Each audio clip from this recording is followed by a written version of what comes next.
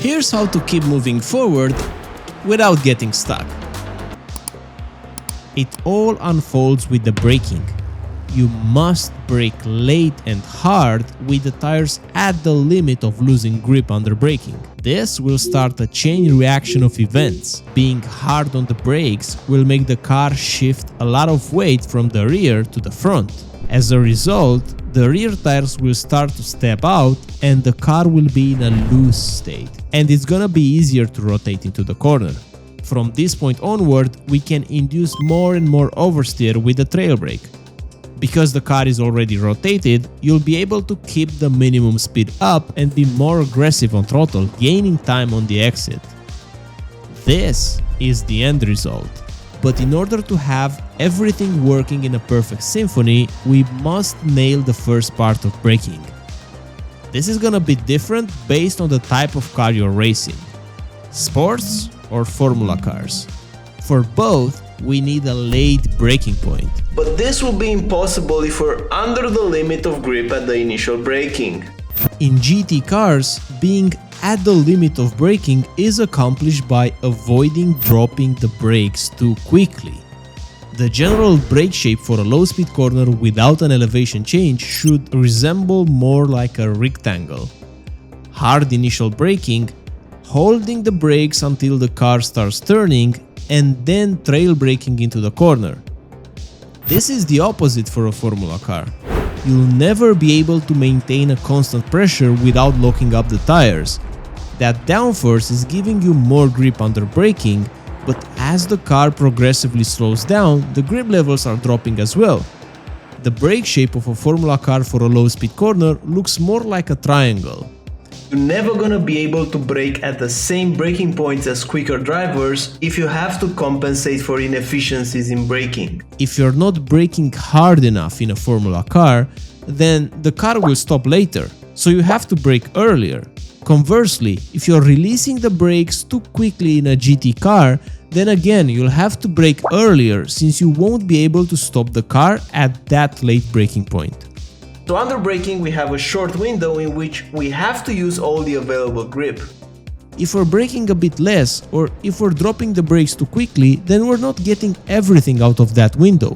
And there's one more extra benefit of being aggressive on entry. The weight transfer. Shifting more weight on the front tires will make the rear looser, so the car will rotate more. A good sign that you're doing it is having to counter steer on corner entry. And here is where another big difference starts to appear. If you're not shifting enough weight to induce oversteer and rotate early on entry, then you will have to trail brake harder into the corner. What I mean by this is that you will hold a higher percentage of braking force in the trail braking part to rotate the car. Don't get me wrong, trail braking into the corner is a good thing. But if you hold a bit too much pressure on the brakes, then you'll overslow the car. A faster driver will brake just a bit softer in the trail brake because he has already rotated enough on entry, and as a result his minimum speed will be higher. But let's say you're already braking at the limit. How can you put more speed into the corner? Assuming both drivers are braking in the same way, can you tell which one is carrying a bit more speed into the corner? The right side driver is a bit quicker. That's because he has just a slightly bigger arc into the corner. If you increase the radius of a corner, you'll carry a lot more speed.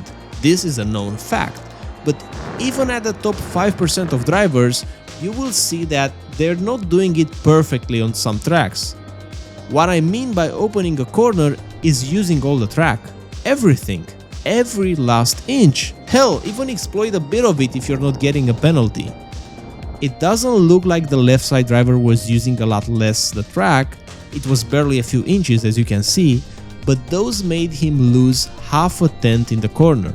Maybe it doesn't sound like a lot, but he's doing it in almost every corner. In 10 corners, that's already half a second of lap time that he's losing. You do the math for the whole race. Let me give you an example. If the edge of the track has a bit of grass, I aim to feel in the force feedback that touch of the tire barely crossing the grass at turn in. That's how I know I'm using all the track. if the car looks like it's all the way to the outside, but I'm not feeling the grass on the tire, then I'm not using all the track. It might look like it, but I'm not 100% using everything. I'll add here one additional tip. Avoid positioning the car at the last possible second. It will just hurt your ability to properly exploit the track. This will always make you use the steering wheel a bit more, which is bad because you're scrubbing speed, but also you're arriving too late at your turning point.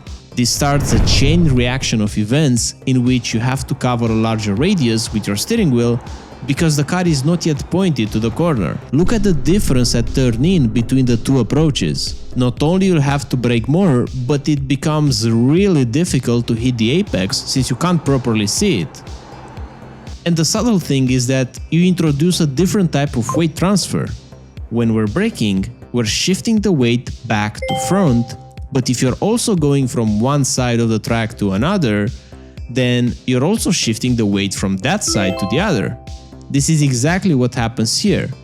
Besides the regular back to front weight transfer, this driver is shifting some weight from the right to the left, even though the next corner is a right-hander.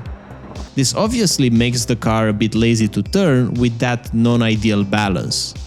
Overall, the habit of preparing too late a corner makes your life harder because if you don't do it when you have time, you'll end up rushing it last moment, which will result in you overheating the tires, scrubbing speed, but at the same time having that non-ideal balance because of the second type of weight transfer. There's actually one more downside to this mistake. Rushing all those inputs when it's too late uses a lot more mental power, which makes us prone to errors.